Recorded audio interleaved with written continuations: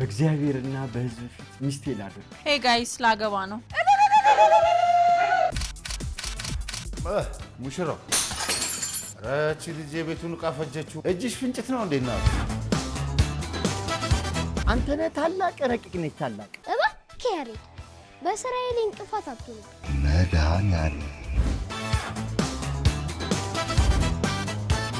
ግን ካንተ ውጪ ሌላ ወንድ ጋር እንድትሄድ ያደረጋት ምክንያት ይኖራል። የቀበሮ ባህታዊ በግ ያረባል። ሰርግ ቀረ እንዴ? ብለን ከምንመለስ አሪፍ ቦታ ነው የምንያዝና አሪፍ የፍቅር ጊዜ ለማሳለፍ። አንተ እኮ ብሔረ ጽጌ ይዘህ ሄደህ ታፏ ላይ ተኝተህ ቅመኝ ትላት ይሆናል። አታፍ ያሬድ ትዳርን በሚገባ የተረዳው አልመሰለኝም። ትዳር እኮ ከክብር በላይ ነው።